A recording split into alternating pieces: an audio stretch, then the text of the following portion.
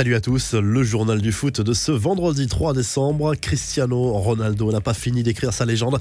L'international portugais a passé jeudi soir la barre des 800 buts en carrière, tout simplement phénoménal. L'attaquant de Manchester United a encore offert la victoire aux Red Devils contre Arsenal, 3-2 en Première Ligue, inscrivant au passage ses 800e et 801e buts. United grimpe de la 10e à la 7e place avant d'accueillir Crystal Palace dimanche, après avoir assuré l'intérim après le limogeage d'Ole Gunnar Solskjaer.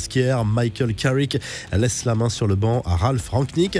Le Real Madrid garde le cap dans le dossier Kylian Mbappé. Du côté de la direction madrilène, pas de doute possible, l'attaquant parisien sera un joueur du Real la saison prochaine. AS explique que Carlo Ancelotti rêve déjà de son trio Benzema, Mbappé, Vinicius.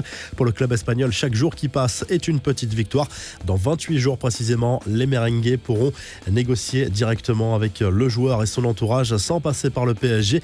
C'est la règle pour un joueur en fin de contrat en juin. Marca confirme également cette tendance et précise que le Real Madrid s'attend à une contre-attaque du club parisien. Les dirigeants du PSG pourraient être tentés de se venger en essayant de recruter un joueur madrilène. Face à cette menace, le Real blinde les contrats de ses joueurs depuis plusieurs mois, comme Benzema, Valverde, bientôt Rodrigo. Prochain objectif, Vinicius et Militao. Même stratégie pour le centre de formation. Pas question de laisser filer les pépites du club. Les infos en bref, l'Atlético Mineiro a joué avec les nerfs de ses supporters avant la délivrance. Les partenaires de Diego Costa et Hulk se sont adjugés le titre de champion du Brésil la nuit dernière grâce à une victoire 3-2 face à Bahia qui menait 2-0. C'est le deuxième titre de l'histoire pour l'équipe de Belo Horizonte. Le premier avait été glané il y a 50 ans.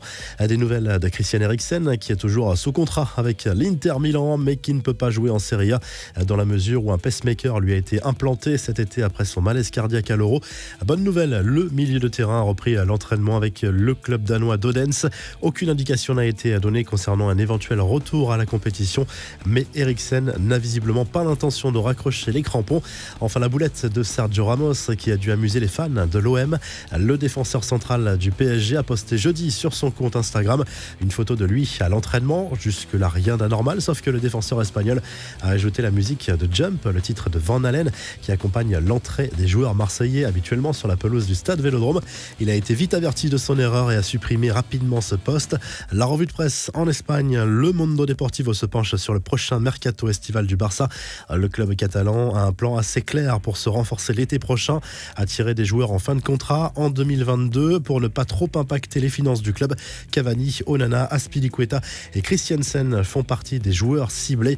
En Italie, la Gazette dello Sport se penche notamment sur le duel entre la Roma de José Mourinho et l'Inter Milan de Simone Inzaghi, programmé ce samedi en Serie A. Le quotidien sportif qui évoque par ailleurs la très mauvaise nouvelle tombée pour l'AC Milan. Le défenseur danois Simon Kjær sera sans doute indisponible jusqu'à la fin de la saison en raison d'une blessure au ligament du genou gauche.